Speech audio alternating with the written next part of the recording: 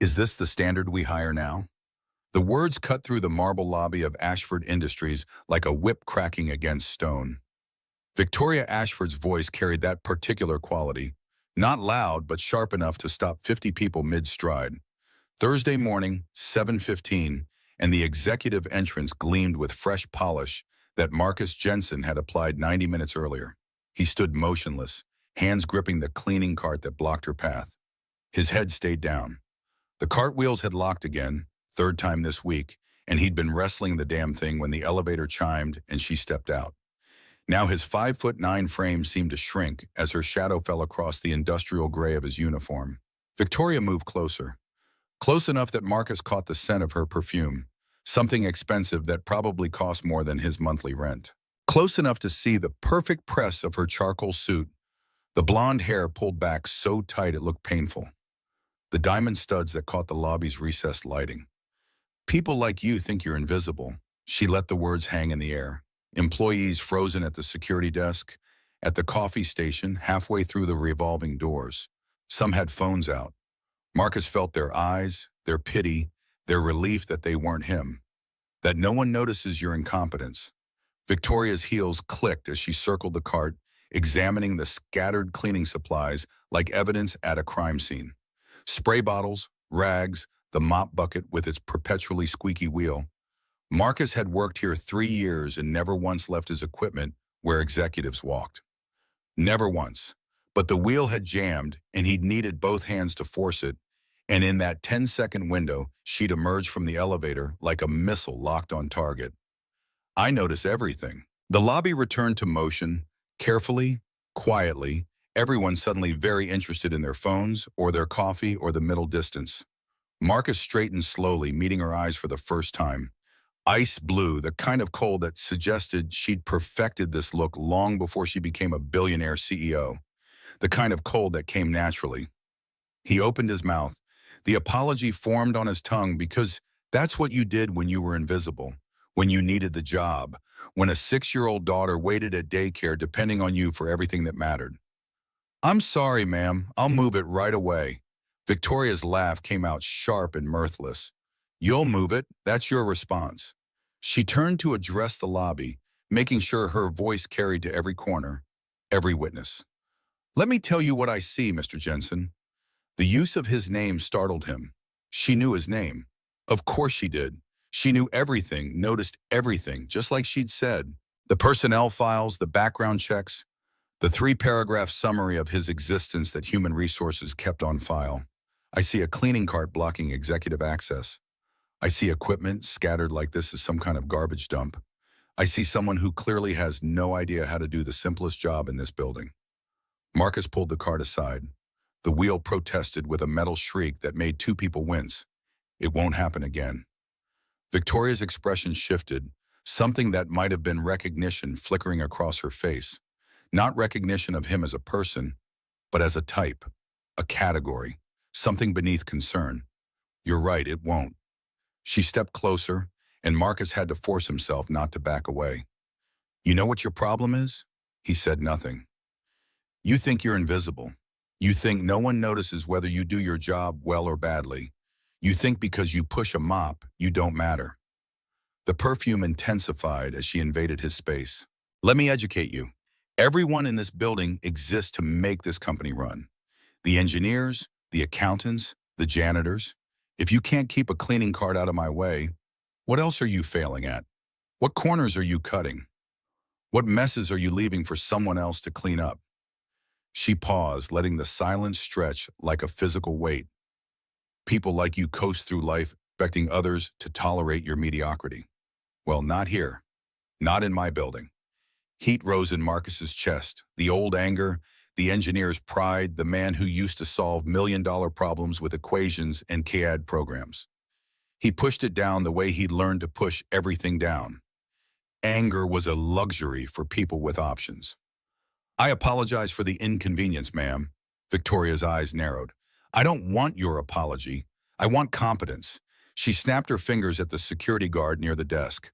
Earl, I want this reported. I want to know who supervises the cleaning staff. Clearly, someone isn't doing their job. Yes, ma'am. Victoria turned on her heel, and her assistants scrambled to follow like pilot fish trailing a shark. The elevator doors opened, swallowed them, closed. The lobby remained silent for another 3 seconds before conversations resumed in hushed tones.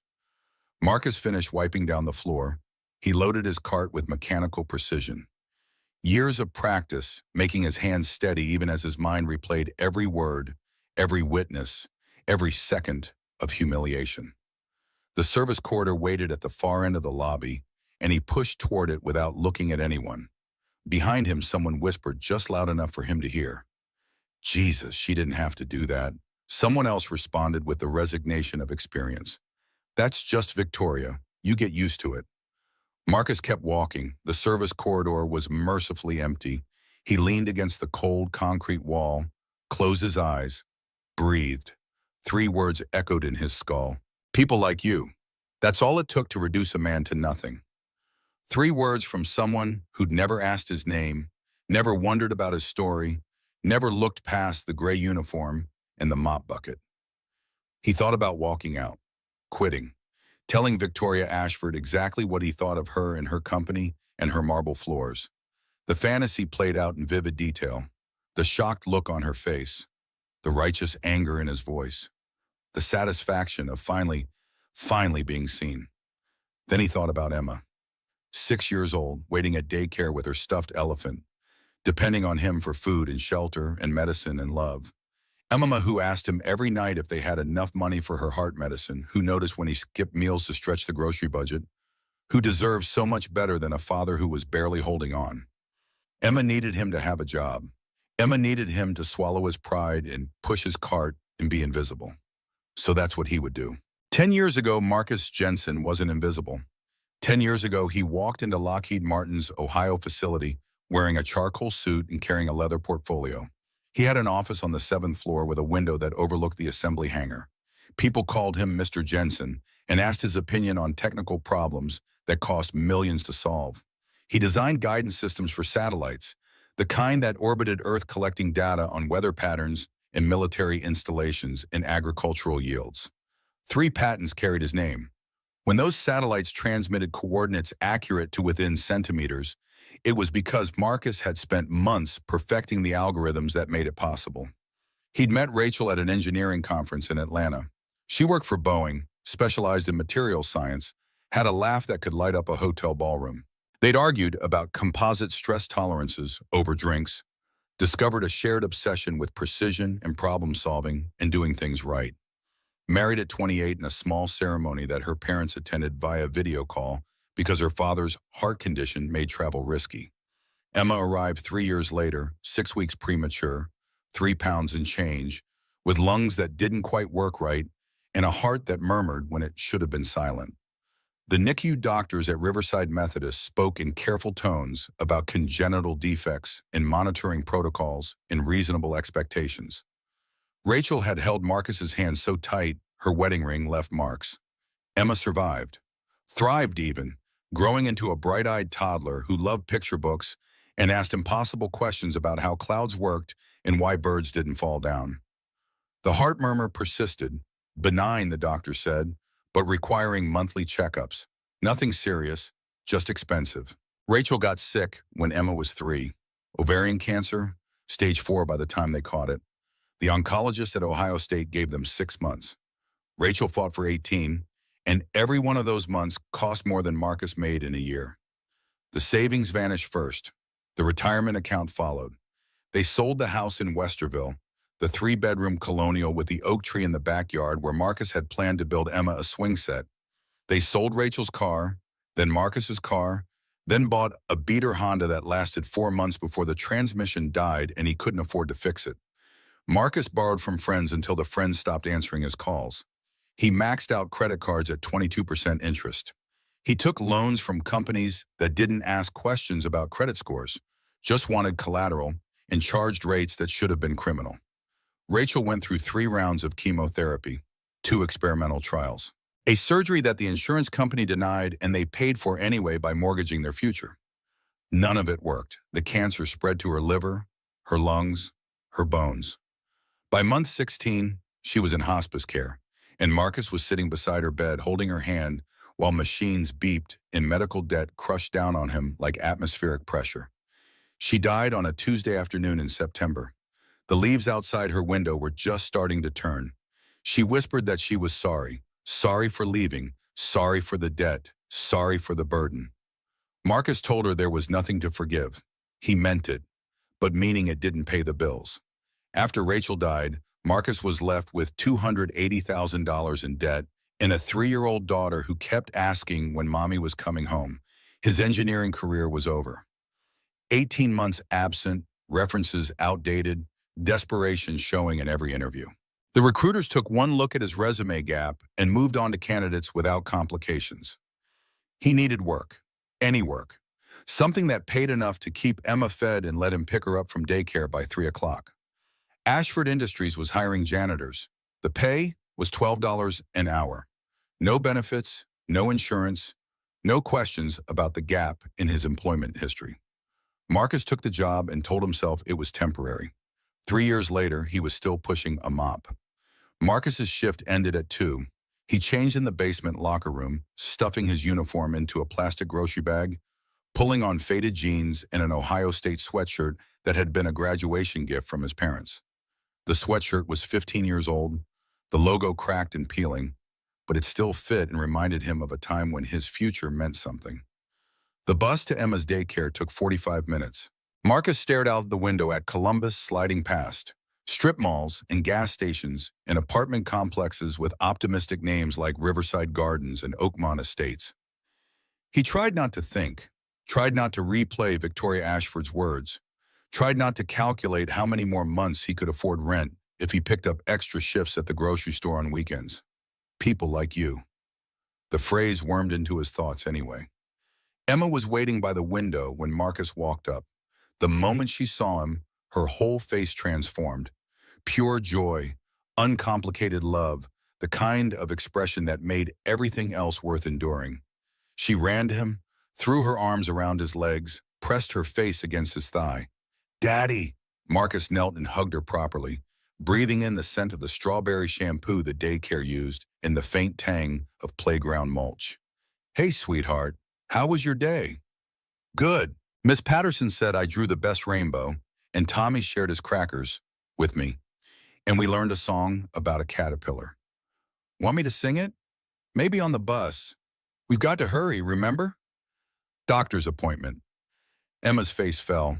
She didn't like the appointments, the stethoscopes and blood pressure cuffs and serious adult faces, but she never complained. "Will they stick me again?" "Maybe, but you'll be brave, right?" Emma straightened her shoulders with exaggerated seriousness. "Right. Mommy said brave people still get scared. They just do the thing anyway." Marcus's throat tightened. "That's exactly right, baby." St. Vincent's Hospital loomed on the west side of downtown, a sprawling complex of buildings connected by covered walkways and colored lines painted on the floors. The pediatric clinic waiting room was chaos incarnate. Crying babies, exhausted parents, kids running between chairs while their mothers scrolled through phones with the glazed expression of people who'd been waiting too long. Marcus signed Emma in and found 2 seats wedged between a mother with twins and an elderly man who was snoring. He pulled out Where the Wild Things Are and read to Emma in a low voice, doing all the character voices the way Rachel used to. Emma pressed against his side, her small hand gripping his sleeve, her eyes fixed on the illustrations. This was his favorite part of every day. Not the reading exactly, but the closeness, the trust, the way Emma looked at him like he was the strongest person in the world. He wasn't. He knew he wasn't. But for her, he would try. Emma Carter, the nurse, appeared at 3:15. Marcus lifted Emma onto his hip and followed the nurse down the corridor toward the pediatric cardiology wing. They passed examination rooms and supply closets and bulletin boards covered with crayon drawings of hearts in anatomically improbable configurations. The nurse led them to room 7. Dr. Patel arrived 5 minutes but 5 minutes later, stethoscope already looped around her neck, tablet in hand displaying Emma's chart. "How's my favorite patient?" Emma giggled and hid her face against Marcus's shoulder. "She's been great. No symptoms, no complaints." Dr. Patel nodded and began the examination. Blood pressure first, then pulse, then the stethoscope, pressed against Emma's chest in 4 different locations. Emma stayed still the way she'd learned to stay still, counting silently in her head the way Marcus had taught her. Heartbeat sounds good, murmurs unchanged, blood pressure normal. Dr. Patel made notes on her tablet. She's doing beautifully, Mr. Jensen, no concerns. We'll see her next month. Marcus exhaled without realizing he'd been holding his breath. Thank you, doctor. Patel looked up from her tablet, her expression softening. Thank you for being so consistent with her appointments. I know it's not easy with your schedule. Marcus managed a smile. She's worth it. Dr. Patel's hand rested briefly on his shoulder. You're a good father, Mr. Jensen. The words hit harder than they should have. After the morning, after Victoria's public destruction of his dignity, the simple acknowledgement that he was doing something right meant everything. Thank you. Really. They were walking back through the corridors when Marcus heard the scream, high-pitched, panicked, then the crash of metal on linoleum. Marcus grabbed Emma's hand and moved faster. He rounded the corner and stopped. A wheelchair lay overturned. Medical equipment scattered everywhere, and on the floor, inches from his feet, was a little girl. The same girl from earlier, the one on the gurney. She was seizing, her body jerked in violent spasms. Her hospital gown twisted around her limbs. Her face had gone gray. Blood trickled from where she'd torn out her IV. A nurse knelt beside her, screaming for help. She pulled out her IV, tried to run. I couldn't catch her. Marcus didn't think. 4 years in the Army before college, trained as a combat medic, and the training took over before conscious thought could interfere. He set Emma against the wall. Stay there, don't move. He dropped to his knees beside the girl, turned her on her side, pulled off his jacket and wadded it under her head, held her steady while the convulsions racked her small frame. Get a doctor. Now, the nurse ran. Marcus counted. 10 seconds, 15, 20. The girl's back arched. Her hands clawed at the floor. A sound escaped her throat, something between a moan and a sob. 30 seconds. 35. You're okay. I've got you. You're safe. 40 seconds. 43. Then finally the convulsions eased. Her body relaxed. Her breathing slowed. Her eyes opened. Bright blue, the kind of blue that belonged on postcards of tropical water. Now filled with absolute terror, her hand found Marcus's wrist and gripped it with surprising strength. Please, the word was barely a whisper. Please don't let me die. Marcus felt something crack open in his chest. My mommy isn't here. Please, I don't want to die. He thought of Emma watching from against the wall.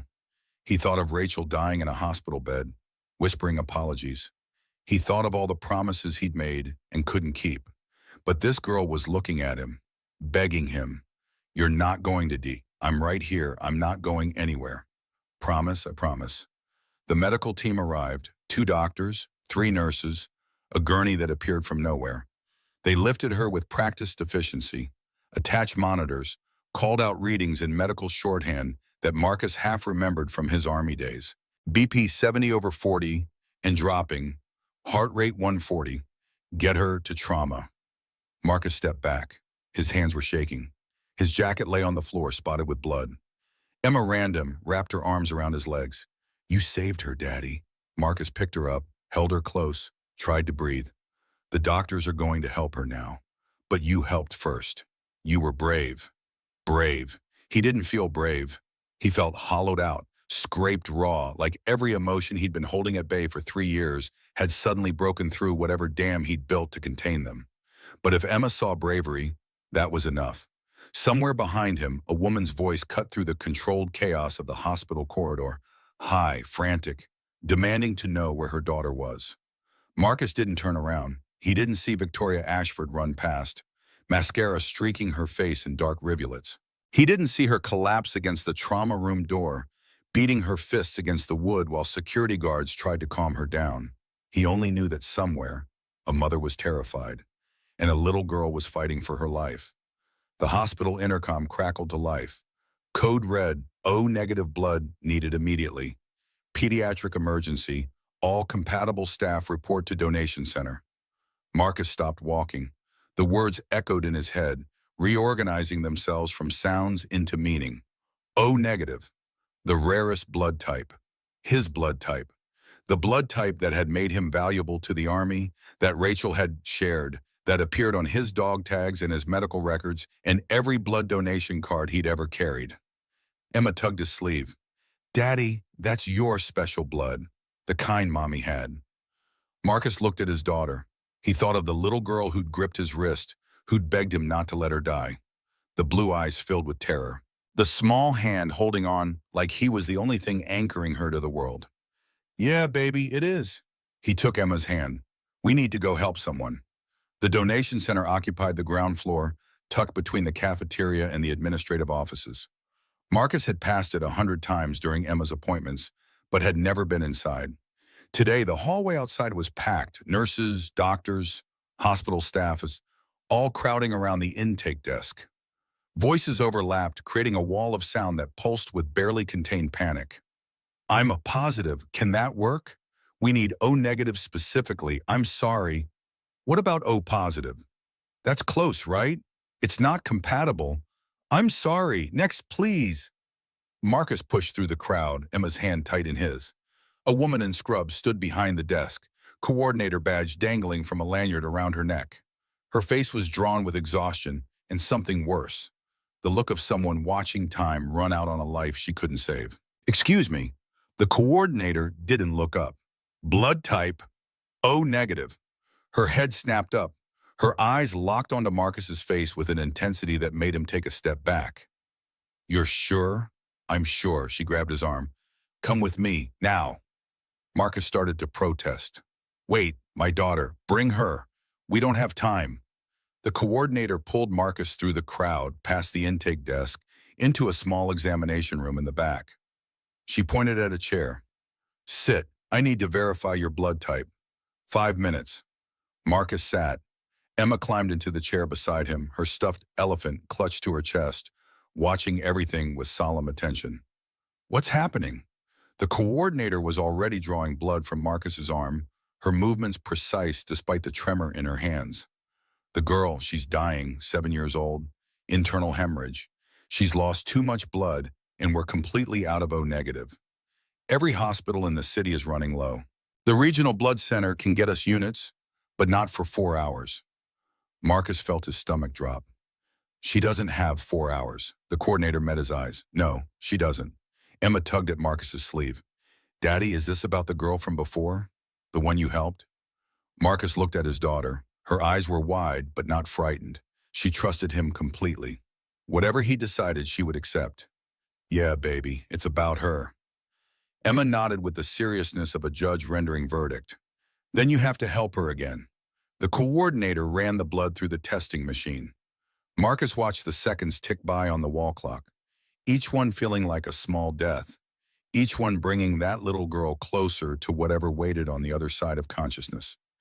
Emma sat quietly, swinging her legs, humming a song from daycare. The elephant's black button eyes stared at Marcus with what felt like accusation. Finally, the coordinator looked up. Her expression had changed. The panic was still there, but now it was mixed with something else, something that looked almost like awe. Mr. Jensen, yeah? Your blood isn't just O negative. You have a rare antigen combination that makes your blood exceptionally compatible. It's found in maybe 1 in 10,000 people. Marcus didn't know what to say. So I can help. You can save her life.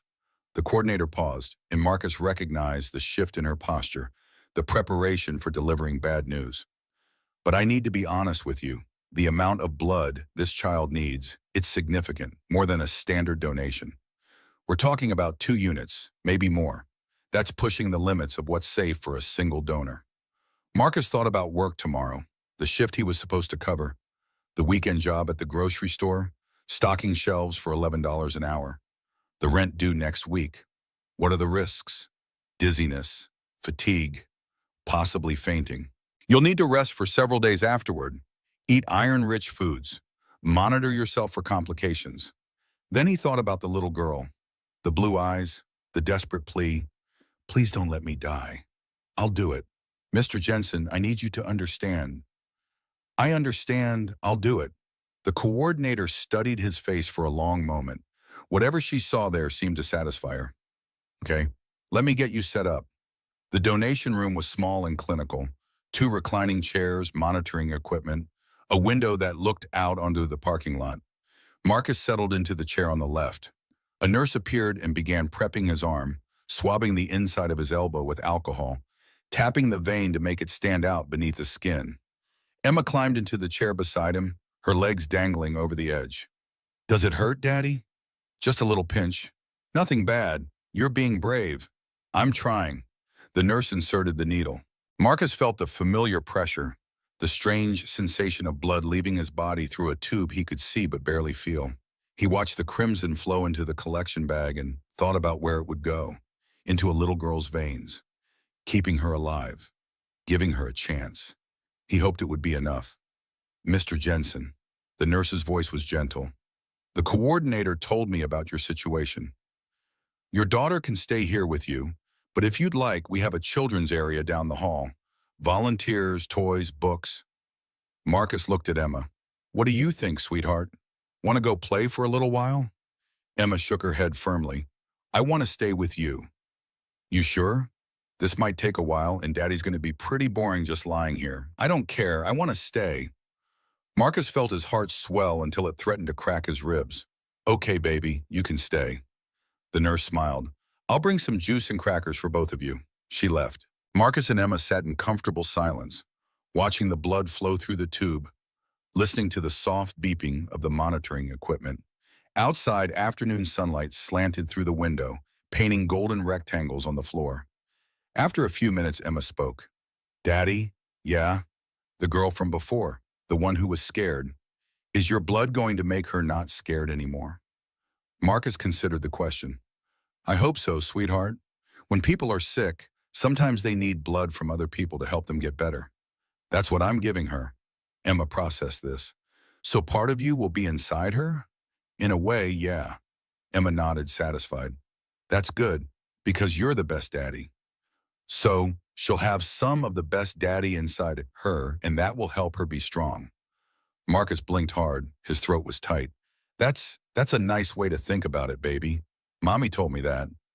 Emma's voice was matter-of-fact, the way it always was when she mentioned Rachel.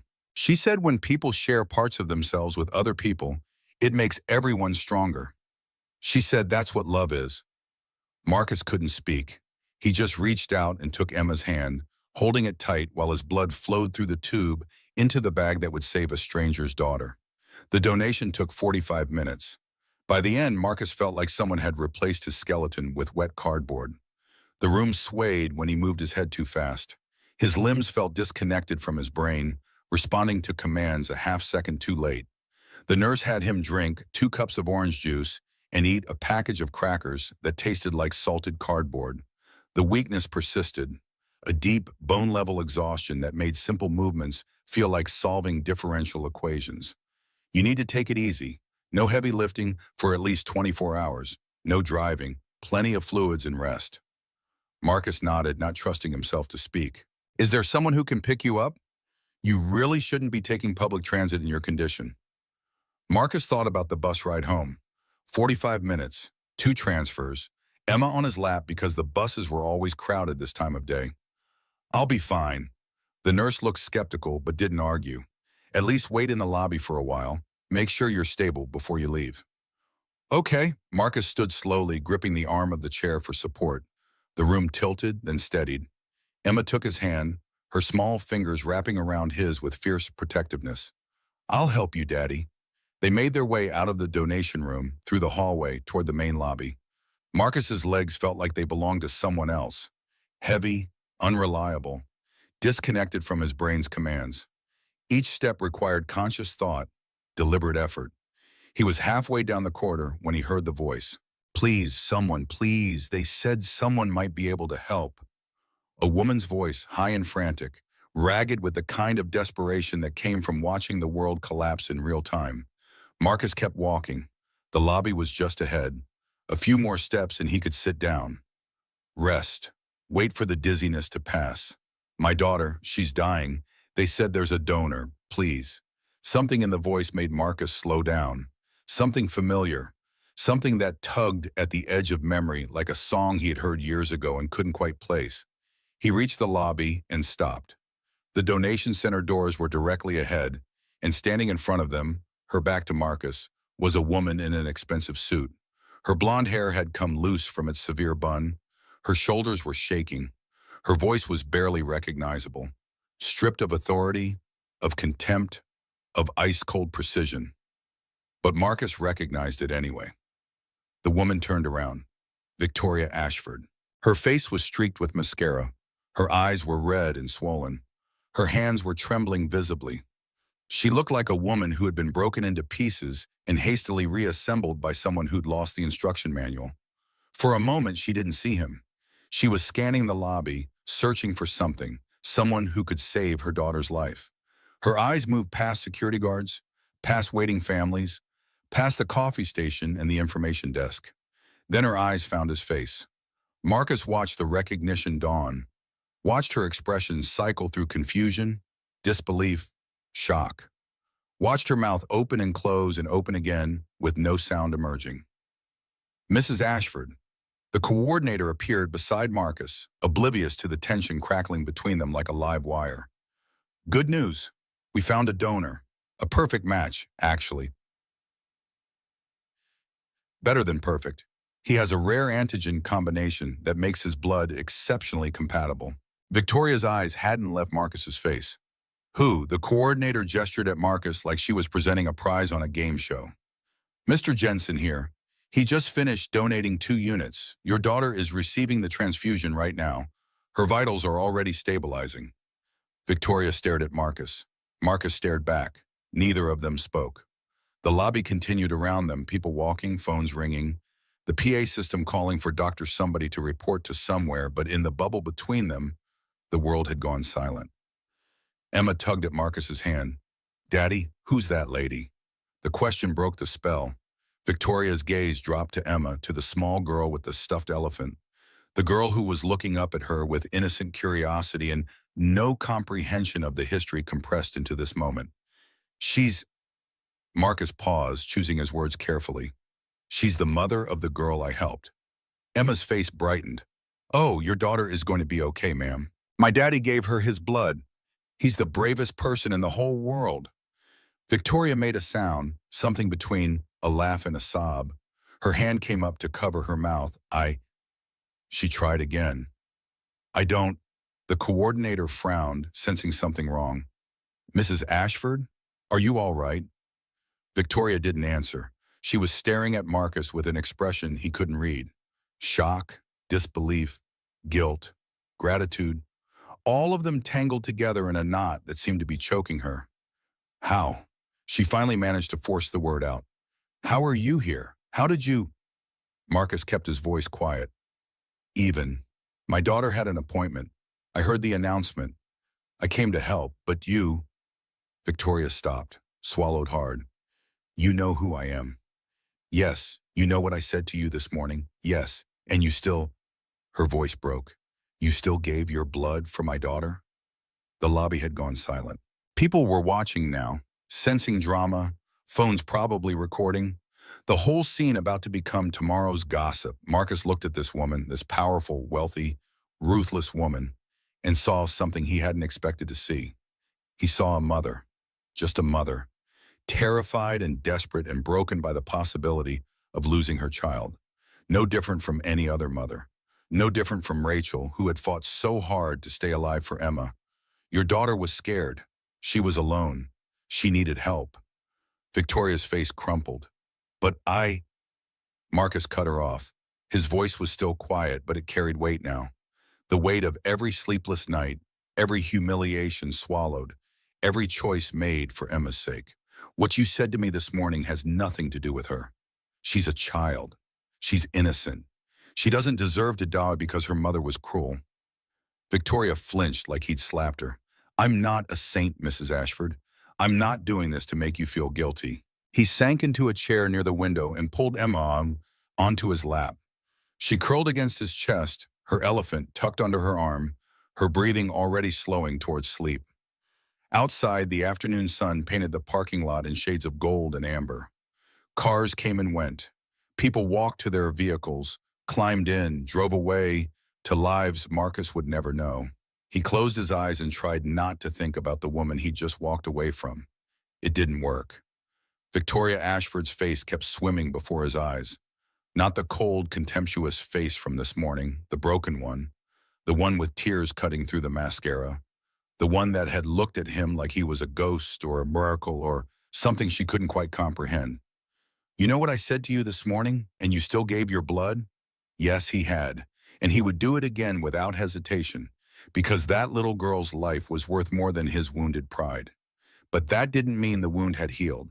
Marcus thought about the morning, the lobby, the stairs, the whispered comments after Victoria had walked away. Poor guy. She didn't have to do that. No, she didn't. But she did it anyway because she could.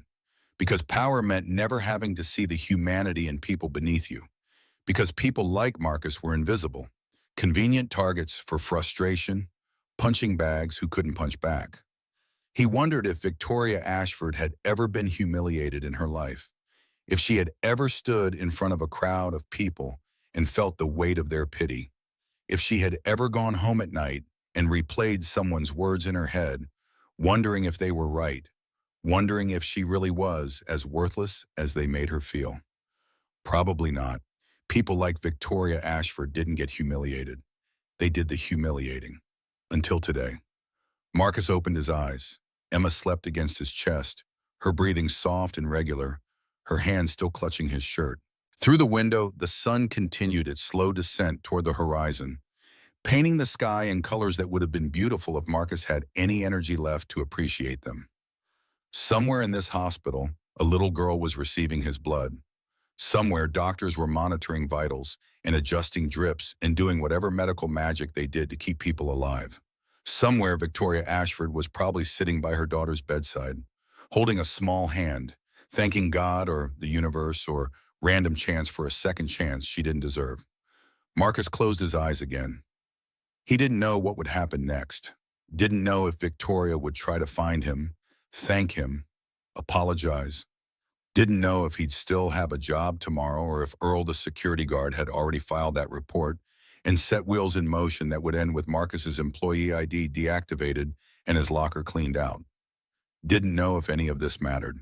But right now, in this moment, his daughter was safe. A little girl was alive because of him. And somewhere in the city, a mother was sitting by her child's hospital bed, holding her hand, getting a second chance. That was enough. It had to be enough. Marcus didn't go to work Friday morning. His body wouldn't let him. The alarm screamed at 4:30, and he reached out to silence it, but his arm weighed 1,000 pounds.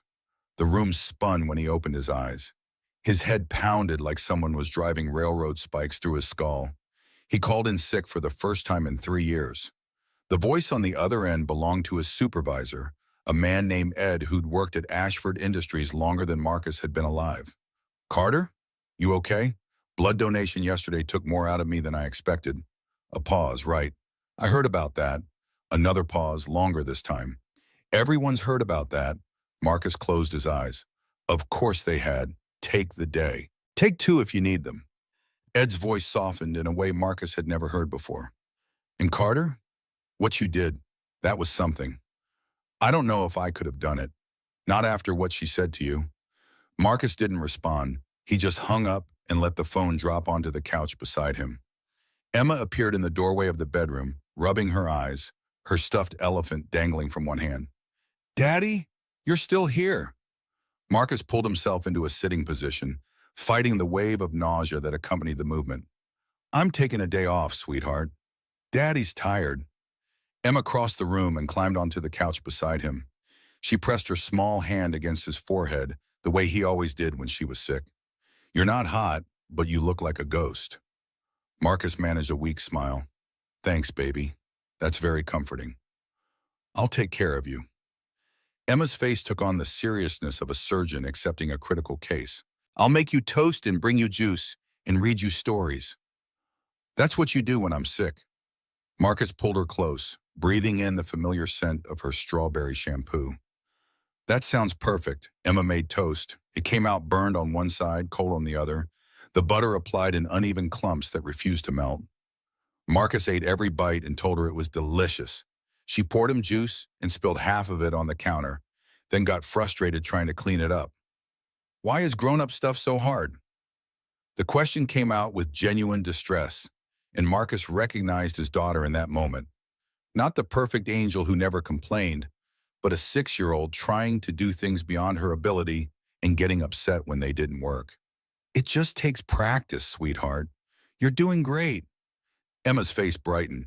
Mommy said brave people still get scared. They just do the thing anyway. She recovered quickly, like kids do, and spent the rest of the morning reading to Marcus from her picture books. She did all the voices, making him laugh, despite the exhaustion pressing down on him like atmospheric pressure. By afternoon, Emma curled against his side and they watched cartoons on the small television. Her hand found his and held tight. Daddy? Yeah, baby, the lady from the hospital. The one whose daughter you saved. Was she the same lady who was mean to you? Marcus had hoped Emma hadn't understood what happened in that lobby. He should have known better. Emma noticed everything. Yeah, sweetheart, she was. Why was she mean to you? Marcus thought about how to explain cruelty to someone who'd never deliberately hurt another person in her life. I don't know, baby. Sometimes people are mean because they're scared or stressed or unhappy inside. Emma considered this with the gravity of a philosopher contemplating existence. Mommy said hurt people hurt people. Rachel's words coming back through their daughter's voice. She did say that. So maybe that lady was hurt inside, and that's why she said mean things. Marcus looked at Emma, 6 years old, carrying her mother's wisdom in a heart too small to contain it all. Maybe, baby, maybe. Across the city, Victoria Ashford hadn't slept in 36 hours. She sat in a chair beside Lily's hospital bed, watching her daughter's chest rise and fall with mechanical regularity. The monitors beeped their steady rhythm. The IV dripped its measured dose. The doctors had said the surgery was successful, the transfusion worked, full recovery expected. But Victoria couldn't sleep, couldn't eat, couldn't do anything except replay Marcus Jensen's words in her head until they wore grooves in her consciousness. I have patents with my name on them. Satellites orbiting Earth use guidance systems I designed. That's who I was when you called me invisible. Victoria had spent her entire career learning to read people, to understand their motivations, their weaknesses, their fears. She prided herself on seeing through facades, on knowing what people really wanted. But she'd looked at Marcus Jensen and seen nothing. Just a janitor, just an obstacle, just another faceless worker in the machine of her company. She'd been so wrong. Mrs. Ashford? A nurse appeared in the doorway, young and efficient, clipboard in hand. Dr. Chen wanted me to let you know that Lily's latest vitals look excellent. She should be able to go home in a few days. Victoria managed a nod. Thank you. The nurse hesitated. Is there anything I can get you? Coffee? Something to eat?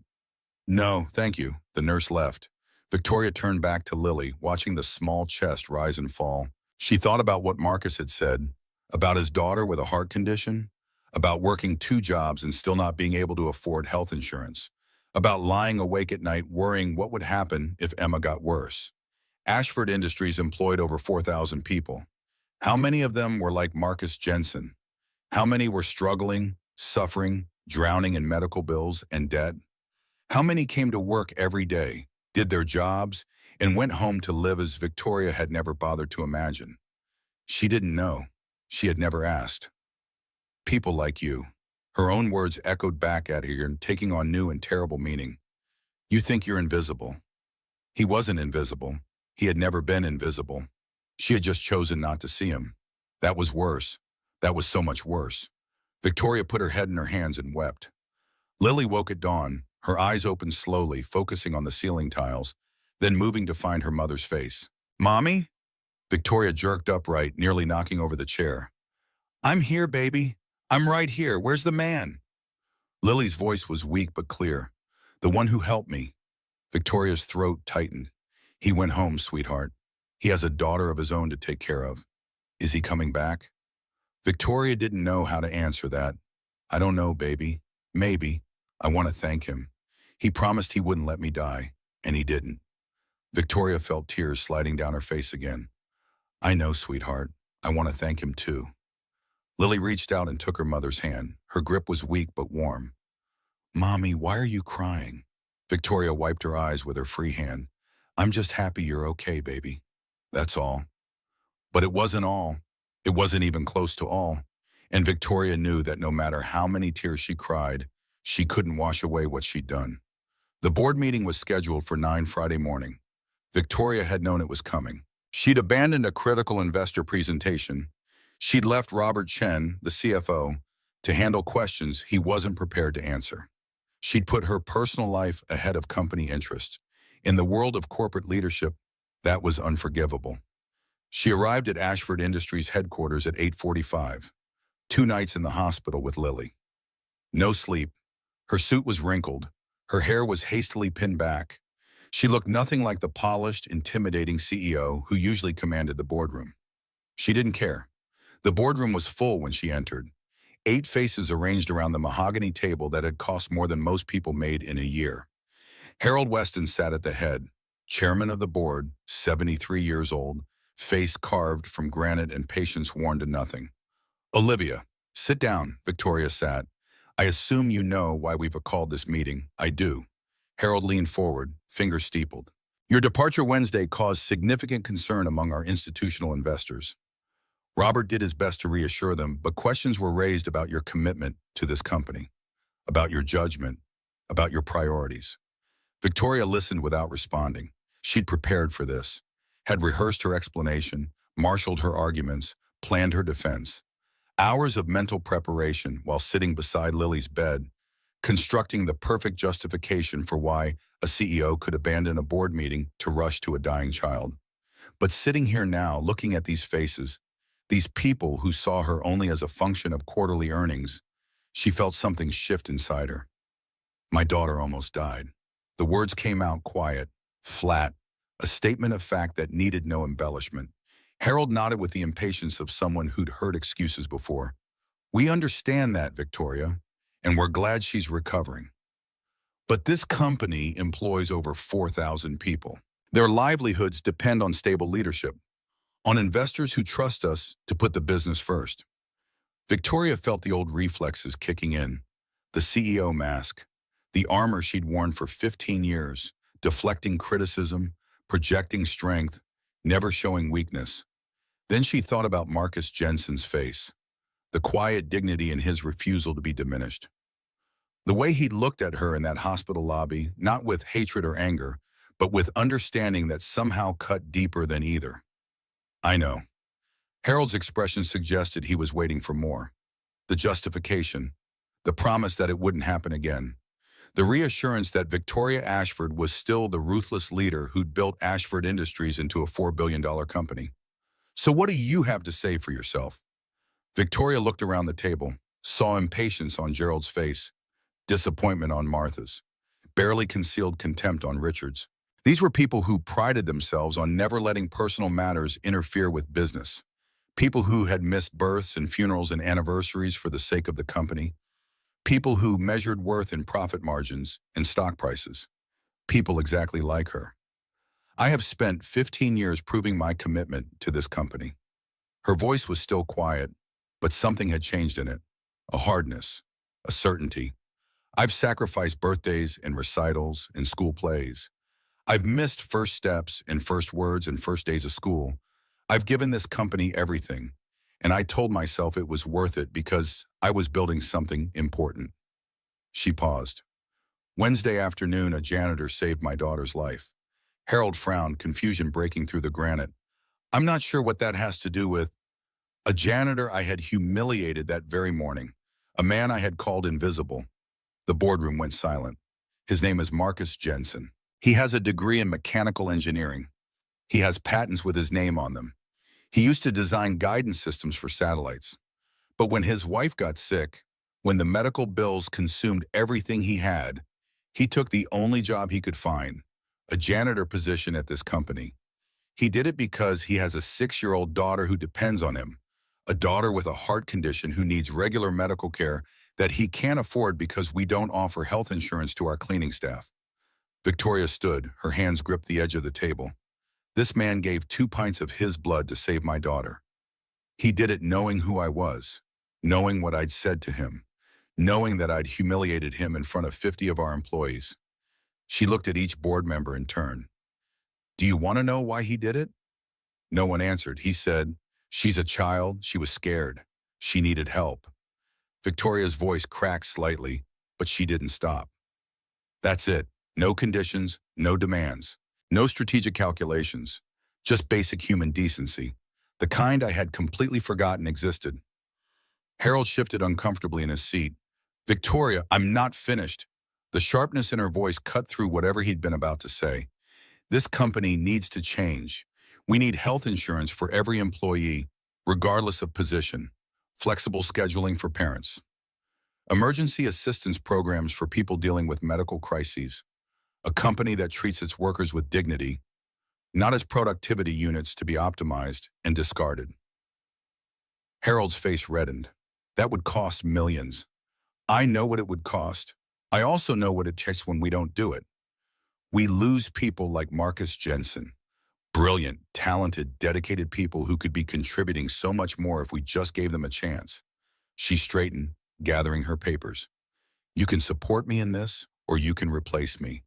But I'm done pretending that being powerful means being cruel. I'm done treating people like they're invisible because they're not important enough to matter. I'm done running a company that chews people up and spits them out without ever seeing them as human beings." Victoria walked toward the door. Behind her, Harold's voice carried the weight of authority he'd wielded for 40 years. "Victoria, if you walk out that door—" She stopped, turned. "Then you'll have my resignation on your desk by end of business today." Their eyes met. Victoria saw calculation in Harold's face. The weighing of options, the assessment of risk, the cold mathematics of corporate power. She didn't wait for his answer. The door closed behind her with a finality that felt like freedom. Victoria made it to her office before her hands started shaking. She collapsed into her chair, adrenaline draining away and leaving nothing but exhaustion in its wake. Her phone was already lighting up. Texts from board members, emails from executives, the machinery of corporate politics grinding into motion. She ignored all of it. Through the floor-to-ceiling windows, Columbus spread out beneath her like a circuit board. Somewhere down there, Marcus Jensen was recovering from giving blood to save a stranger's child.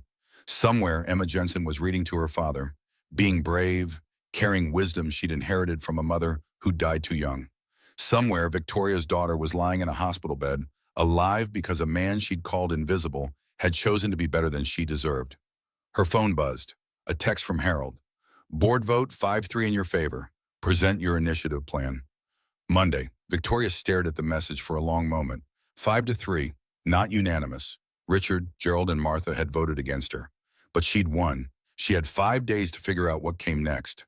5 days to become someone her daughter could be proud of. 5 days to prove that people could change, even when they didn't deserve the chance.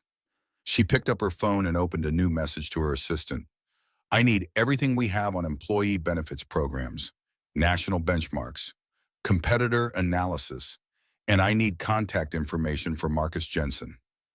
The response came back within seconds. "On it. Anything else?" Victoria thought about the look on Marcus's face when he'd walked away from her in that hospital lobby. The quiet dignity, the refusal to accept her gratitude or her guilt. "Yes, I need to know what it takes to make someone believe you've changed when you've given them every reason not to." Her assistant didn't respond to that. Some questions didn't have easy answers. Marcus returned to work Monday morning. The alarm went off at 4:30, and this time his body cooperated. The weakness had faded to a general fatigue, manageable with coffee and willpower. He dressed in the gray uniform, loaded his cart in the basement supply room, and started his route on the executive floors. Everything felt different. The other janitors greeted him with something that looked like respect. A few nodded. One, an older man named James who worked the night shift, stopped him near the third-floor break room. "Heard what you did, Carter. That was something else." Marcus shrugged, uncomfortable with the attention. "I just helped someone who needed help." "Yeah, well, not everyone would have helped that particular someone. Not after what she did to you." James's expression suggested he'd been present Thursday morning. Witnessed the lobby incident, maybe even recorded it on his phone like half the building apparently had. What was I supposed to do? Let a little girl die? James had no answer for that. He just clapped Marcus on the shoulder and walked away, leaving Marcus alone with his cart and the weight of expectations he hadn't asked for. At 11, his supervisor found him cleaning the executive washroom on the 23rd floor. Carter, Mrs. Ashford's office. Now, Marcus's stomach dropped. He'd been waiting for this since Friday. The termination meeting, the security escort, the final paycheck, and the long walk to the bus stop with his belongings in a box. Ed's face revealed nothing. What? She wants to see you. Personally. Marcus set down his cleaning supplies and tried to calm the hammering of his heart. The elevator ride to the top floor felt endless. Every floor dinged past was another second to imagine what came next. Apology? Payoff? Some corporate lawyer explaining why his blood donation constituted a conflict of interest? The doors opened onto the executive suite. Victoria's assistant waited, a young woman in a tailored suit who radiated efficiency. Mr. Jensen, please follow me. She led him down a corridor lined with abstract art that probably cost more than Marcus would earn in a decade. Double doors at the end opened into an office that took his breath away despite himself. Floor-to-ceiling windows looked out over Columbus. A desk the size of a small car dominated one end. Behind it sat Victoria Ashford. She stood when Marcus entered. The gesture surprised him, a show of respect he hadn't expected. But her posture remained defensive, shoulders squared like she was preparing for battle. Mr. Jensen, thank you for coming. Marcus stayed near the door. Didn't sit, didn't speak. Victoria's jaw tightened briefly, a flash of the old anger, the CEO reflex to command rather than request. But she caught herself, took a breath. I owe you an apology. Marcus kept his voice level. Yes, you do. She flinched. For a moment, Marcus saw it clearly. The woman who wasn't used to being challenged, who'd built an empire on making others flinch instead. The impulse to strike back flickered across her face. Then it died. What I said to you Thursday morning was wrong. It was cruel. It was inexcusable. Marcus waited. I judged you without knowing anything about you. I treated you like you were less than human. She stopped, started again. I called you invisible. The word hung between them like smoke. Do you know what I was thinking when you said those things? Victoria shook her head. I was thinking about my daughter. I was thinking about the fact that I have a degree in mechanical engineering from Ohio State. I was thinking about the aerospace patents that have my name on them. I was thinking about the satellites orbiting Earth right now that use guidance systems I designed. Victoria's face had gone pale. I was thinking about my wife who died 3 years ago from ovarian cancer. I was thinking about the medical bills that consumed everything we had, our savings, our house, our future. I was thinking about the 18 months I spent trying to save her, and the moment when I realized that nothing I did would be enough. Marcus's voice cracked. He steadied it. I was thinking about taking this job, this janitor job at your company, because it was the only thing I could find that would let me pick up my daughter from daycare on time. I was thinking about pushing a mop in a building full of engineers who discussed designs I could improve in my sleep. He stepped closer to Victoria's desk. That's who I was when you called me invisible. A widower, a father, a man who gave up everything to try to save the person he loved and lost her anyway, and picked up the pieces because his daughter needed him to keep going. Victoria was crying now, silent tears that she didn't bother to wipe away. I didn't know. The words came out as a whisper. No, you didn't. Because you didn't bother to ask. You didn't bother to see me as a person. I was just a janitor, just an obstacle, just something in your way. Marcus paused. My daughter thinks I'm a hero. She thinks I'm the bravest person in the world. She doesn't know that most days I feel like I'm barely holding on.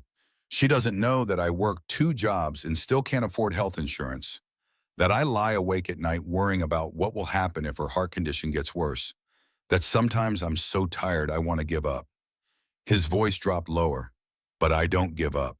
Because she needs me. Because she's the only thing I have left. Because her mother made me promise to take care of her, and I don't break my promises. Victoria sank into her chair. Her face was a ruin of makeup and tears. I'm sorry. I'm so sorry. I know it's not enough. I know it doesn't undo what I said.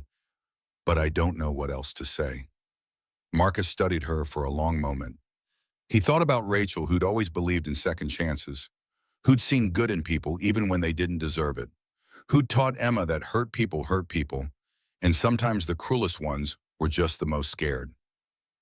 The car you arranged Thursday. That's a good start. Victoria looked up, hope flickering in her eyes like a candle in wind. Is there anything else I can do? Anything at all. Marcus considered lying, considered saying no, walking out, keeping his dignity intact and his life separate from this woman who tried to destroy him with words. Then he thought about Emma, about Frank Rodriguez with his diabetes, about every person in this building who came to work in pain, in fear, in desperation, and got nothing back except a paycheck too small to live on. Go be with your daughter. That's what she needs right now. That's what you both need. Victoria nodded slowly. She stood, smoothing her wrinkled blouse in a gesture that might have been an attempt at composure. Mr. Jensen, yep. Marcus, she blinked. What? My name is Marcus. If you're going to apologize, you should use it. Something shifted in the air between them. Not friendship, not forgiveness, but acknowledgement. Recognition that they were both human beings standing in a room, carrying weight that nobody else could see. Marcus, thank you for saving her life, for being, she searched for the right word, for being better than I deserve. Marcus looked at this powerful, wealthy woman and saw past the armor to the person underneath. Still flawed, still learning, still capable of causing harm, but also capable of change. Your daughter is waiting. Victoria turned and walked toward the door, her heels clicking softly on the hardwood. At the threshold, she stopped. I really am sorry for who I was. Marcus felt something loosen in his chest. Not forgiveness, that would take time if it came at all, but something close to understanding. I know. And someday I think I might be able to forgive you. 3 weeks passed, Marcus threw himself into work with an intensity that surprised even him. Not the janitor work that continued on autopilot, muscle memory, guiding mop, and cart through familiar routes. But something else. Something that started with a phone call from Victoria's assistant Tuesday afternoon. Mrs. Ashford would like to meet with you to discuss a business opportunity. Marcus had almost said no, almost told the assistant that he'd given Victoria all the closure she was going to get. But curiosity won. The meeting happened Wednesday evening in a conference room on the 20th floor. Victoria sat at one end of a table that could seat 20, papers spread out before her, a laptop open, coffee in a mug that bore the Ashford Industries logo. She gestured to the chair across from her. Please, sit. Marcus sat. I've been thinking about what you said, about the employees here who can't afford health insurance, who work multiple jobs, who sacrifice everything and get nothing back. She slid a folder across the table. Open it. Inside, Marcus found a single sheet of paper, a job offer. Position, Director of Employee Support Services. Salary, $120,000 per year. Benefits, full medical, dental, vision coverage for employee and dependents. His heart stopped. What is this? A new position I'm creating. We're going to completely restructure how this company treats its employees. Health insurance for everyone, regardless of position. Flexible scheduling for parents. Emergency support programs for people dealing with medical crises. Victoria leaned forward, and I want you to help me design it. You know what these employees need because you've lived it. I can throw money at programs all day, but without someone who understands the reality, it'll be nothing but corporate PR. Marcus stared at the paper. The salary alone would change everything. Insurance for Emma, a better apartment, the ability to breathe without calculating every dollar. Why me? Because you're the only person who's ever made me feel ashamed of who I am. Because you showed me what real courage looks like. Because you saved my daughter's life when you had every reason to let her die. Her voice cracked. And because I think you might be the only person in this entire company who will tell me the truth even when I don't want to hear it. Marcus thought about Emma, about the health insurance that would finally cover her heart condition, about doing meaningful work again, using his mind instead of just his hands. He also thought about the lobby, the humiliation, the 3 years of being invisible. I have conditions. Victoria nodded. Name them. The program has to be real, not PR. If I tell you something needs to change, you actually change it. Agreed. You have to treat your employees differently. All of them. I don't want what happened to me to happen to anyone else. I understand. Marcus met her eyes. One more thing. You have to mean it. If this is just about making yourself feel less guilty, I'm not interested. But if you're serious about changing, really changing, then I'll help. Victoria was silent for a long moment. Marcus watched her face, looking for any sign of insincerity, any hint that this was just another calculated move in a game he didn't understand. What he saw instead was something fragile, something that looked like hope trying to survive in hostile territory. I mean it. I don't know if I can change. I've been this way for so long. But I want to try. I want to be someone my daughter can be proud of. She paused. Will you help me? Marcus looked at the job offer one more time, thought about satellites versus human beings, about the future versus the present, about running away versus standing ground. Yeah, I'll help you. Victoria's face transformed, relief flooding her features like sunrise breaking over landscape. Thank you. Thank you, Marcus. He stood and extended his hand. Partners? Victoria took it. Her grip was firm but not aggressive. Just two people making a deal. Partners. Marcus started the following Monday. His first week consisted of meetings with AR, with finance, with department heads who looked at him with barely concealed skepticism. A janitor designing employee programs. The whispers followed him through hallways, into elevators, past water coolers. He ignored them. By week 2, he was out on the floor, talking to people, the cleaning staff, the security guards, the cafeteria workers, everyone who kept Ashford Industries running but never got invited to meetings or asked their opinions. He listened, took notes in a battered notebook he'd used for engineering calculations back when calculations mattered. Frank Rodriguez was an electrician, 22 years with the company. Type 2 diabetes diagnosed last year. He hadn't seen a doctor in 11 months. The deductible is $3,000. I don't have $3,000, so I just hope I don't die before my son graduates high school. Linda Martinez worked reception. Her mother had dementia. Linda left early twice a week for medical appointments and got docked 2 hours of pay every time. My supervisor says rules are rules. I tried explaining that my mother doesn't recognize me half the time, that I'm all she has. He said that's not the company's problem. James Cooper pulled night shift security. His son had asthma. James could only afford half doses of the inhaler the boy needed. I give him what I can and pray it's enough. Every night I go to bed wondering if this is the night he stops breathing. Marcus wrote it all down. Every story, every struggle, every quiet tragedy playing out behind the polished facade of corporate success. Then he brought them to Victoria. They met twice a week in her office. Marcus laid out the problems, the gaps in coverage, the punitive policies, the 1,000 small cruelties that added up to a system designed to extract maximum labor while providing minimum support. Victoria listened. At first, her instinct was defensive.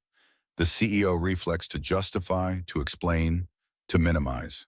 Frank Rodriguez, electrician, diagnosed with diabetes. He hasn't seen a doctor in 11 months because our health plan has a $3,000 deductible he can't afford. That's the industry standard deductible. Victoria caught herself mid-sentence, shook her head. No, I'm doing it again, making excuses. Marcus waited. What do we need to do? Lower the deductible, cap out-of-pocket expenses, make the insurance actually usable for people who live paycheck to paycheck. The board will fight me on the ground. Then fight back. That's what you're good at, isn't it? Victoria looked at him for a long moment. Something that might have been a smile crossed her face. You're not afraid of me at all anymore, are you? I was never afraid of you. No, I suppose you weren't. She picked up her pen and started writing. Lower deductible, capped expenses. What else? They worked late into the evening. When Marcus finally left the building at 8, he found Emma waiting in the lobby with Victoria's assistant, who'd volunteered to watch her while they worked. Daddy, I drew pictures of satellites. Ms. Chen helped me look up what they look like. Marcus scooped her into his arms. Did you have fun? So much fun. Can I come back tomorrow? We'll see, sweetheart.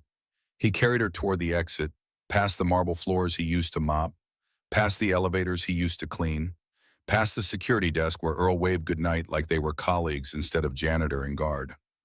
Marcus wasn't invisible anymore. The Ashford Jensen Employee Initiative launched on a Monday morning in early November.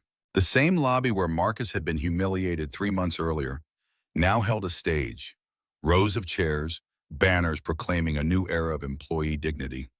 Marcus stood beside Victoria wearing a suit she'd insisted on buying. He felt like an imposter in the tailored fabric, but Emma had declared him handsome, and that was enough. Victoria stepped to the microphone. The lobby fell silent. "Thank you all for coming. I know you're wondering why I called this meeting." Nervous laughter rippled through the crowd. Most of you have heard the story. The janitor who saved my daughter after I publicly humiliated him that morning. The laughter died. His name is Marcus Jensen. He's standing beside me now. If it weren't for him, my daughter Lily would be dead. She paused, letting the words settle. But more than that, if it weren't for Marcus, I would still be the same person I was 3 months ago. Cruel, dismissive, convinced that power meant never having to see the humanity in people around me. Her voice caught briefly. Marcus taught me something I should have learned long ago. Dignity is not earned. It is inherent. The phrase landed like a stone dropped into still water, ripples spreading outward. Victoria outlined the program: full health insurance, flexible scheduling, emergency assistance, a company that would treat its people like human beings instead of machinery. This program exists because of Marcus Jensen. He designed it, he fought for it, and he's going to make sure it actually works. She stepped back. Marcus approached the microphone, heart pounding against his ribs. "I'm not going to pretend I know exactly what all of you are going through. Every struggle is different." He looked out at the faces, janitors in the back, executives in front, everyone in between. "But I know what it feels like to be invisible. I know what it feels like to work 2 jobs and still not afford a doctor's visit for your kid."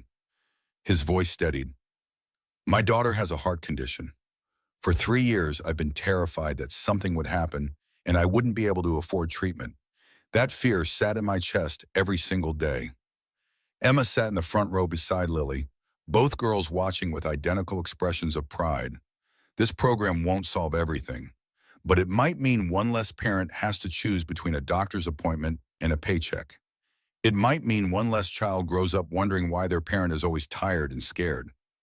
He looked at Victoria. "That's worth something. That's worth everything." The lobby erupted in applause, people standing, cheering, some crying. Marcus stepped back, overwhelmed by the sound, by the weight of expectations, by the knowledge that he'd just promised to change lives and had no idea if he could deliver. But he would try. For Emma, for Frank and Linda and James, for every person who'd ever been called invisible. He would try. 3 weeks after the launch, Marcus saw the first results. Frank Rodriguez stopped him in the hallway, tears in his eyes. "My son asked me yesterday if I'd be around for his wedding someday. First time I could honestly say yes." Linda Martinez got her flexible schedule approved. No more docked pay, no more choosing between her mother and her paycheck. "I don't feel like a criminal anymore. I can just be a daughter taking care of her mother." James Cooper's Horbiton got the full dose of asthma medication he needed. The attack stopped. James showed Marcus a video on his phone. The boy running in a soccer game, laughing. "Free. That's because of you, Marcus." Marcus shook his head. "That's because of the program." James smiled. "Same thing. The girls became inseparable. Every weekend, one family visited the other. Sometimes Marcus and Emma took the bus across town to Victoria's estate, a sprawling property with gates and gardens and more rooms than Marcus could count. Emma's eyes had gone wide the first time she saw it. "Daddy, do kings live here?" Victoria had laughed, a real laugh, not the sharp sound Marcus remembered from their first encounters. "Something like that, sweetheart." Other times, Victoria and Lily came to Marcus's apartment. Victoria had stood in the doorway that first visit, taking in the cramped space, the second-hand furniture, the water stain on the ceiling that the landlord kept promising to fix. Marcus had braced for judgment. "It feels like a home." Her voice had been soft. "It's small. It feels loved. That's more important." They'd sat at his kitchen table drinking instant coffee. The expensive stuff Victoria preferred didn't exist in his pantry, and talked about their childhoods. Victoria's father had built his company from nothing, started in a garage smaller than Marcus's apartment, worked 90-hour weeks until the breakthrough came. Nobody knows that. It doesn't fit the narrative. Billionaire CEO born with silver spoon. The truth always messier than the story. Yeah, it is. Emma developed a jealous streak. When Lily showed Marcus a picture she'd drawn, Emma's face had darkened. "That's my daddy." Victoria had handled it gently. "He helped save my life, Emma. We can share him." Emma had pouted, then apologized. Another time, she'd gotten frustrated when Marcus worked late on the program 3 nights in a row.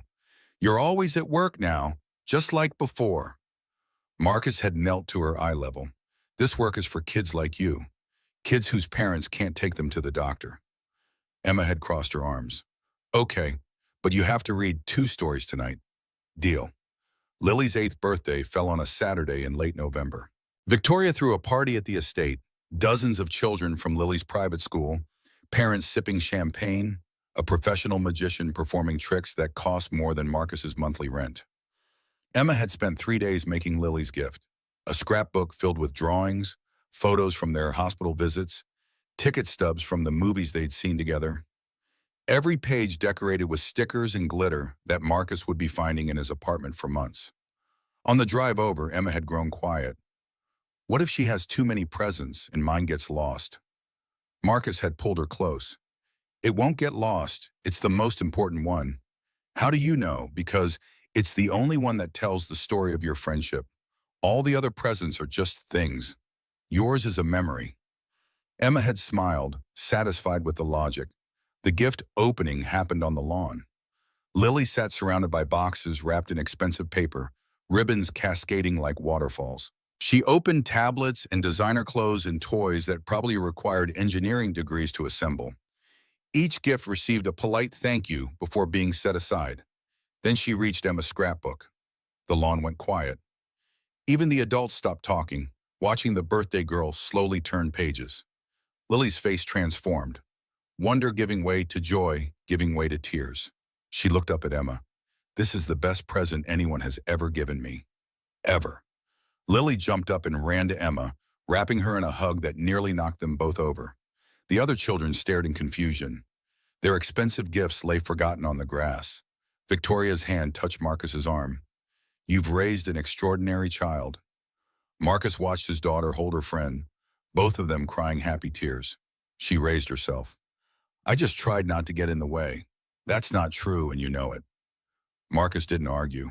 He just stood beside Victoria in the autumn sunlight, watching their daughters define what mattered, and felt something shift in the space between them. Christmas Eve arrived with snow. Marcus and Emma stood at their apartment window, watching flakes drift past streetlights, painting the world in shades of white and gold. Emma had asked the question 3 days earlier. Can Lily and her mommy come for Christmas? Lily said they just eat at restaurants. That's sad. Nobody should be alone on Christmas. Marcus had hesitated. The intimacy of sharing holidays felt like crossing a line he wasn't sure existed.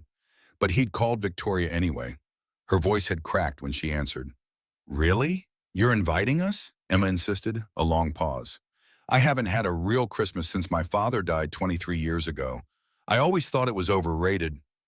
Now I think maybe I just didn't have anyone to spend it with. So you'll come? Victoria's answer had come out barely above a whisper. Yes, we'll come. They arrived at 5 carrying bags of presents. Marcus had spent the day cooking Rachel's recipes. Roast chicken, mashed potatoes, green beans with almonds, apple pie from scratch. The apartment smelled like memory and hope. Emma had decorated with the determined enthusiasm of a 6-year-old given free rein. Paper snowflakes covered every window. The small artificial tree in the corner bore ornaments she'd made from construction paper and dreams. Victoria stopped in the doorway. Emma did most of it. She wanted it to feel like a real Christmas. Victoria's eyes shone. It does. It feels exactly like a real Christmas. They ate together at the extended table Marcus had borrowed from his neighbor. The girls chattered endlessly, building inside jokes and shared language. Marcus and Victoria exchanged glances across the mashed potatoes, both of them recognizing something neither could name. After dinner, presents. Lily loved everything, toys from Victoria, books from Marcus, handmade jewelry from Emma. Emma squealed over the art supplies Victoria had brought, immediately spreading them across the floor to draw. Then Marcus pulled out one last gift, a small box wrapped in silver paper. This is for you. Victoria unwrapped it carefully. Inside was a photograph in a simple wooden frame. Both families standing together at the program launch. Marcus, Victoria, Lily, Emma, all smiling. Beneath the photo, Emma's careful handwriting spelled out two words: our family. Victoria stared at it for a long time. When she looked up, tears were streaming down her face. I don't know what to say. You don't have to say anything. This is the best gift anyone has ever given me. She laughed through the tears. I keep saying that, but it keeps being true. Victoria stood and crossed the room. Before Marcus understood what was happening, she was hugging him, her arms around his shoulders, her face pressed against his neck, her body shaking with sobs she'd been holding back for months. Marcus froze. Then slowly, carefully, he hugged her back. Thank you for everything, for saving Lily, for giving me a chance, for showing me what family really means. Her voice was muffled against his shoulder. You showed yourself. I just opened the door. Victoria pulled back, wiping her eyes, laughing at herself.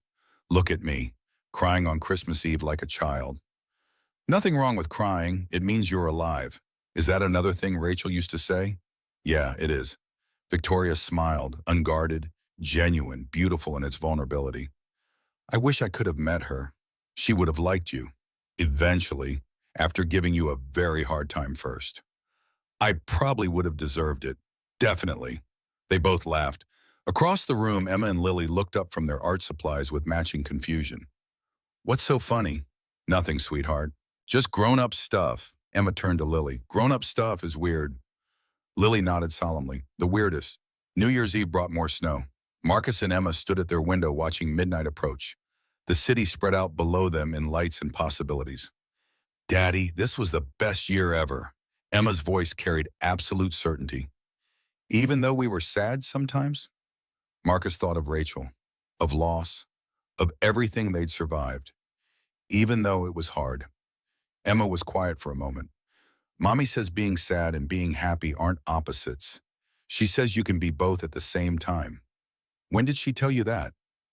In my dreams. I dream about her sometimes. Marcus's throat tightened. What else does she tell you? She says she's proud of you. She says you're doing a good job. She says to keep going even when it's hard. Emma looked up at him with Rachel's eyes, and she said it's okay to love new people. That loving new people doesn't mean you love her less. It just means your heart is getting bigger. Marcus pulled Emma close, holding her against his chest while she explained how the universe worked according to a woman who'd been dead 3 years but still guided them through dreams and memory. Outside, fireworks began to paint the sky. His phone buzzed, a text from Victoria. Happy New Year. Thank you for making this the best year I can remember, Marcus typed back. Same. Here's to next year. Her response came immediately. Here's to next year. And all the years after that. Marcus smiled, set the phone down, lifted Emma to see the fireworks better. Happy New Year, Daddy. Happy New Year, sweetheart. I love you. I love you too. More than satellites, way more than satellites. Emma giggled. More than chocolate ice cream? More than all the chocolate ice cream in the world. Marcus held his daughter and watched the sky explode in color and light. A new year, a new chapter. Everything Rachel had prepared them for without knowing she was preparing them at all. Tuesday morning brought an email that changed everything. Marcus was reviewing insurance claims in his new office, a space on the 20th floor with an actual door and a window that looked out over the city, when his inbox chimed. The sender was Tom Bradley. Marcus hadn't heard from Tom in 5 years. They'd worked together at Lockheed Martin, collaborated on guidance systems, presented papers at conferences. The subject line read, Opportunity. Marcus, hope this finds you well. NASA's developing a new deep space satellite program. They specifically asked for you by name. 3 of your patents are foundational to the project. Salary, $180,000 a year. Location, Houston, Texas. Start date, March 1st. This is your chance to come back, to be an engineer again, to do what you were meant to do. Coffee, Thursday if you're interested. Tom Marcus read it 3 times. Each time his heart beat a little faster. Each time the pull toward his old life grew stronger. This was what he'd trained for, what he was brilliant at, what Rachel would have wanted, for him to use his gifts, to do meaningful work, to be Marcus Jensen, the aerospace engineer, instead of Marcus Jensen, the guy who'd pushed a mob. He thought about Emma in Houston, better schools, more opportunities, a future that looked like the one they'd planned before cancer stole it. But he also thought about Frank Rodriguez, about Linda Martinez, about James Cooper and his son who could finally breathe, about the 1,000 people depending on him to keep fighting for programs that actually worked. And he thought about Victoria, still learning, still changing, still fragile in ways that power and money couldn't protect against. He typed a response. Coffee sounds good. See you Thursday. Marcus didn't tell Victoria. Not yet. He needed to understand what this meant before bringing her into it. Thursday afternoon, he met Tom at a coffee shop near Ohio State's campus. Tom looked exactly the same. Wire-rimmed glasses, prematurely gray hair, the casual confidence of someone who'd never doubted his place in the world. They talked about old times, old projects, colleagues who'd moved on to Boeing or SpaceX or early retirement. Then Tom got to the point. NASA wants you, Marcus, specifically you. They've reviewed your work on adaptive guidance algorithms, and they're convinced you're the only person who can make this deep space program work. Marcus stirred his coffee without drinking it. I'm doing important work here. Tom leaned forward. You're designing employee benefits programs. With all due respect, anyone can do that. But this satellite program, this is what you were born to do. Marcus thought about explaining that employee benefits weren't just spreadsheets and policies. They were Frank's diabetes medication and Linda's mother and James's son breathing easy. He didn't. I need to think about it. Tom nodded. 2 weeks. NASA needs an answer by January 20th. Marcus walked home through cold that burned his lungs. 2 weeks to decide between the life he'd lost and the life he'd built. Between satellites and human beings. Between the past and whatever came next. That evening, he told Emma, they sat at the kitchen table, hot chocolate steaming between them. Emma was drawing another picture of satellites, her new obsession since learning what Marcus used to do. There's a job in Houston, working on satellites again, like I used to. Emma's eyes lit up. Like the old pictures? When you wore suits? Yeah, but we'd have to move. Leave Columbus. Emma's face fell. What about Lily? She's my sister. Marcus's heart cracked. You could still visit. It's not the same. She got very quiet, then looked up at him with eyes too old for 6 years. Would you be happy there? Marcus tried to answer honestly. I don't know, baby. Would I see you more or less? Probably less. The work is very demanding. Emma nodded slowly, processing information like a judge weighing evidence. Then I don't want to go. I want you here, even if you're a janitor or a director or anything. I just want you. Marcus pulled her into his arms and held on while she explained what mattered in the world. And it had nothing to do with satellites or salaries or second chances at engineering careers. It had everything to do with being present, being visible, being enough. Thursday evening, Marcus sat in Victoria's office. She'd stayed late working on the board presentation for program expansion. Coffee had gone cold in her mug. Papers covered the table. I need to tell you something. Victoria looked up from her laptop. NASA offered me a position. In Houston. Deep Space Satellite Program. It's what I used to do. What I'm trained for. Victoria went very still. Marcus watched her face cycle through reactions. Shock, understanding, loss. Houston. Her voice came out flat. Yeah. Silence stretched between them like a physical distance that hadn't existed before. You should take it. Marcus hadn't expected that. What? You should take it. It's an incredible opportunity. It's what you deserve. But her hands were shaking. Marcus saw it clearly, the fear underneath the words, the desperate desire for him to stay warring with the knowledge that she had no right to ask. Victoria, I haven't decided. Of course you should go. You're wasted here. You're an aerospace engineer, not a... She stopped herself. Not a what? Victoria's voice cracked. I didn't mean... I know what you meant. Marcus stood, started toward the door. Wait. Victoria's composure shattered. Please don't go. I know I have no right to ask. I know you owe me nothing. But please... She was crying now, past the point of hiding it. Lily needs Emma. She stopped, started again. The program needs you. We're not ready. I'm not ready. Marcus had never seen her like this. Completely unguarded, completely vulnerable. The CEO mask lying in pieces at her feet. I'm sorry, that's not fair. You should do what's best for you and Emma. Forget I said anything. Marcus walked to the window, looked out at Columbus spread below like a circuit board of lights and lives and choices that mattered more than he'd understood. He thought about Rachel asking him what truly mattered, about Emma saying she just wanted him, about Frank and Linda and James whose lives had changed because someone finally saw them, about Victoria, broken, trying, still becoming someone worth being. I'm staying. Victoria's breath caught. What? I'm staying. I'm turning down NASA. Marcus, you don't have to. I'm not doing it for you. He turned from the window. I'm doing it for me. He stepped closer. For 3 years, I pushed a mop and convinced myself I was doing it for Emma. And I was. But I was also hiding from grief, from risk, from the possibility of caring about something again. His voice steadied with certainty. This job, the program, the employees, the actual human impact. This matters to me. More than satellites. Emma matters. Having dinner with her every night matters. He paused. And Lily matters. And you matter. And I'm not running away from that anymore. Victoria was crying openly now. I don't deserve... Stop saying that. Maybe you didn't deserve it 3 months ago, but you've changed. You're still changing. And I want to be part of that. Marcus met her eyes. I'm not saying I'm in love with you. I'm not ready for that. Maybe I never will be. Victoria nodded through tears. But I'm saying I want to see what this becomes. I want to keep building what we're building.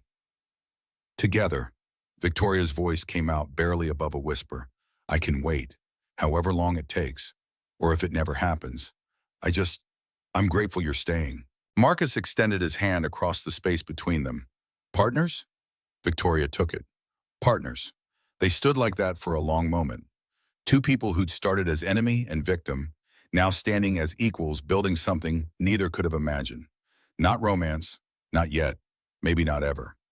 But partnership, trust, the beginning of something that looked like redemption earned through work instead of words.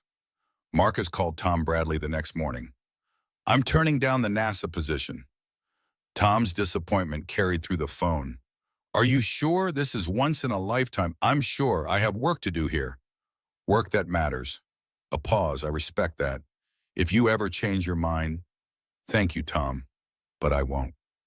6 months later, Marcus stood on a stage in the same lobby where he'd been called invisible. The Ashford Jensen Employee Initiative had expanded to 15 companies nationwide. Marcus was speaking at conferences, being interviewed by business journals, becoming known in corporate responsibility circles. Victoria's leadership style had transformed, still tough, still demanding, but fair, human. The board was happy, employee retention up 40%, productivity up, stock price climbing. Treating people well turned out to be good business. Emma and Lily were inseparable. Weekly sleepovers, shared birthday parties, both calling themselves sisters without qualifier or hesitation. Emma's heart condition remained stable, covered by insurance, monitored by doctors who didn't require Marcus to choose between rent and medication. Marcus and Victoria remained partners. Not romantic, not yet, but something deeper than friendship, built on trust and shared purpose, and the knowledge that they'd both been broken and chose to heal together. The anniversary ceremony drew over 1,000 people, employees and families, press coverage, the recognition that change was possible when people chose to see each other. Marcus stepped to the microphone for the final speech. A year ago, I was mopping this floor. He paused, letting the weight of that truth settle. Today, I stand here as director of a program that's helped over 1,000 families. He looked at Victoria beside him. But more than that, I stand here as someone who's no longer invisible. None of us are. His eyes moved across the crowd.